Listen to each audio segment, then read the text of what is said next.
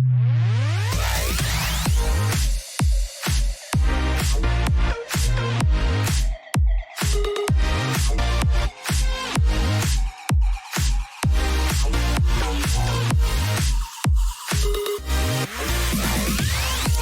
what's up, everyone? Welcome back to AniMan Plus News. This is episode 2. I'm Alex Sparky3. Hopefully you're having a phenomenal day. Whatever day you're listening or perhaps watching this podcast on our YouTube channel, youtube.com/Sparky3. If you're new here, give us a like on the video, subscribe to the channel, ring the notification bell. If you're returning here and you're not subscribed, what are you doing? Go ahead and subscribe. We'd appreciate that. So that way you can stay up to date with everything we have going on here at Sparky3, like with AniMan Plus, Lighthearted Gamers, Terrible Football Show, talking about movies and stuff, and we have more in the works that is set to come out in the near future.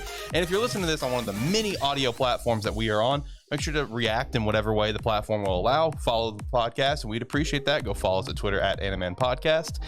And let's just go ahead and jump into it. What do we have in the news this week? All right. Well, first up, it is that time. The fall anime is officially here. Demon Slayer has now kicked off. 86 Season 2, Platinum In, Sakugan, Digimon Ghost Game, Move Love Alternative, Yashahime Season 2, and Talk Op Destiny.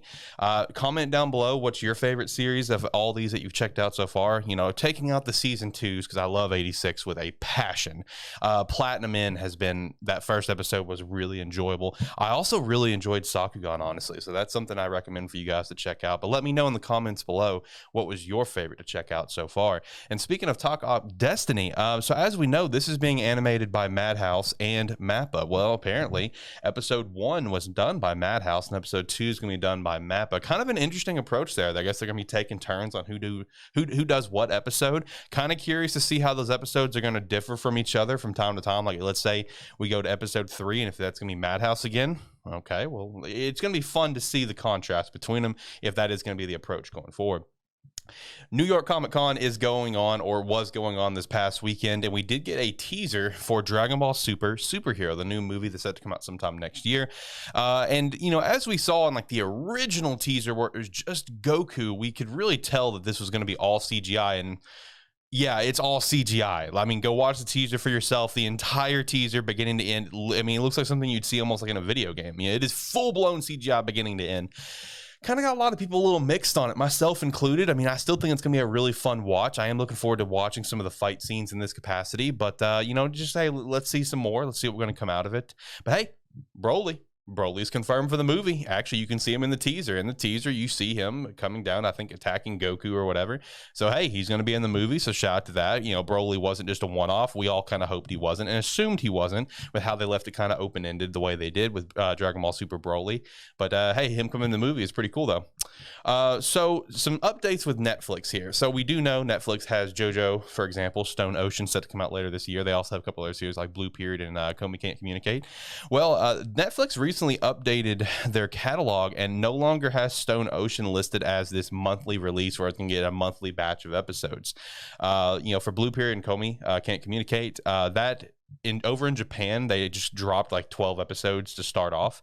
And then for the rest outside of Japan is going to actually be releasing weekly on Netflix, which is something that we as fans have kind of hoped for a while, especially since Netflix has started getting more properties. You know, they had Seven Deadly Sins for the time they had. They recently picked up Shaman King, Eden Zero, Chainsaw Man, of course, and now JoJo, Blue Period, Komi Can't Communicate. So, you know, once like the Shaman King news came, once the Eden Zero news came, once the Chainsaw Man news came, we all kind of got like a little worried where it's like, how are they going to release the episodes? Is it going to be delayed or what? Now, in terms of Chainsaw Man, to my understanding, like when it comes out in Japan, that's when it's coming out on Netflix. But like as we saw with Eden Zero just wrapped up its first season over in Japan. But for Netflix, I believe it only has the first 12 episodes. Just to give you an example. So if they're going to be releasing JoJo as a weekly schedule, I feel like we could all as fans benefit. The only downside is there could be the possible delay still because Blue Period, you know, it already has 12 episodes out. Komi Can't Communicate just started in Japan, and it's not coming to us until October 21st. So it's going to be interesting to see how Netflix handles JoJo and some others in Chainsaw Man, which we've got no more info on. So that will be interesting to see how they're going to handle that. You know, I think Netflix had the realization that their scheduling really hurt series like Eden Zero and Shaman King for just general viewers over here in the West. So looks like they may be kind of changing up their strategy going forward. World in Harem, that is a series that did start with this fall season. It aired its first episode and then it got delayed. Yeah, first episode came out and the rest of the anime is being pushed back to January, so it's going to be part of that winter season. I didn't get any information why it was delayed. If it was out there, I simply missed it, but I did not see it, so I don't have any more info to report on that. But hey, we do have the announcement of a new Prince of Tennis anime on the way. Yeah, Prince of Tennis U17 World Cup is getting its anime in 2022 and apparently a video game on the Switch. Yeah, Prince of Tennis is going to get a game on the Switch. Kind of interesting there. I don't know if I'm going to be picking that one up, but hey, Prince of Tennis diehards, you know, there you go, game for you. And we did also get the news that Fire Force is now entering its final arc in this upcoming Weekly Shonen Magazine issue. We've known for a while that Fire Force was in its final phase, but now we've got the official confirmation that the final arc is about to begin. I actually just recently picked up Fire Force again, started reading it, you know, especially after I've seen some of the things that's transpired recently in the manga. It looked pretty dope and I wanted to catch up to it. So, you know, here in the near future, I will be rating Fire Force as part of the normal show of AniMan Plus. Make sure to tune into that. Let's jump over to some manga sales. All right, so first up, I do want to give everyone an update for the all-time current Jump series for their copies in circulation. Now, keep in mind, copies in circulation, it simply means the copies that are printed out there and are expected to sell, you know, or that are selling. It's not the hard set sales numbers. I have seen a lot of confusion about that on like Twitter and other social medias, where it's just like, I noticed someone made the comment about Black Clover, for example, where it's just like, Black Clover was at 15 million 2 years ago. How did it only go up 1 million in sales? That's not it. I mean, it is the copies in circulation that they keep on hand and printed for to be sold. You know, we see the sales numbers for Black Clover, we see the sales numbers for all these others, and we, you know, for single volumes, like the newest volumes, and, you know, we can figure out how, you know, many copies lifetime that these have sold. But anyway, these are the top 12 for Weekly Shonen Jump current series, mind you, for copies in circulation. Of course, One Piece coming in at number 1 with 490 million copies in circulation. Hunter x Hunter, let's not forget, that is a current series that is still technically part of the magazine.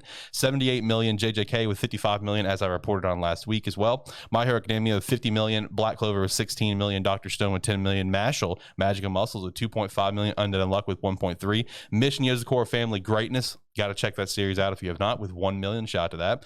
Blue Box, a brand new series, mind you. They just now got their second volume this month. 350k. Awesome stuff. Ayakashi Triangle with 350k, and me and Roboco with 20k. Next up, we'll actually go over the first 3-day rankings for this current batch of Weekly Shonen Jump volumes, and man, do we have a hell of a month, and we have a lot of awesome stuff to be tracking here. Looking forward to seeing the hard sales numbers. Now, keep in mind, these are for the first 3 days. These release on October 4th over in Japan. I want to stress that because here at the end of the show, we are bringing back the segment of what is the top 5 in Japan right now for manga volumes being sold. And though that top 5 is going to reflect very differently from what I'm about to tell you here, because the top 5 that I have is dated for October 11th. Meanwhile, like I said, these are just the first 3-day rankings. There's some fluctuation. We can figure that out together.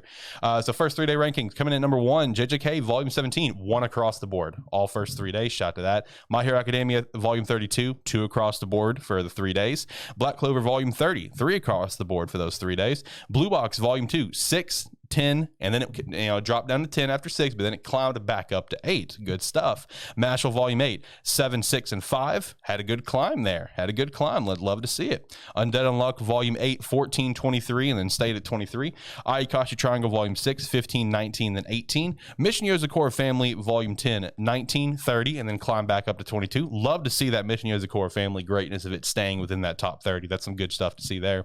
Me and Roboco Volume 5, 25, 45, and then 42. Magu-chan Volume 6, 36, 101, 105. Hard-Boiled Cop and a Dolphin Volume 5, 68, 122, 119. Candy Flurry Volume 2. This started a lot higher than I thought it was going to. Started off as 89. That's a lot higher than I expected.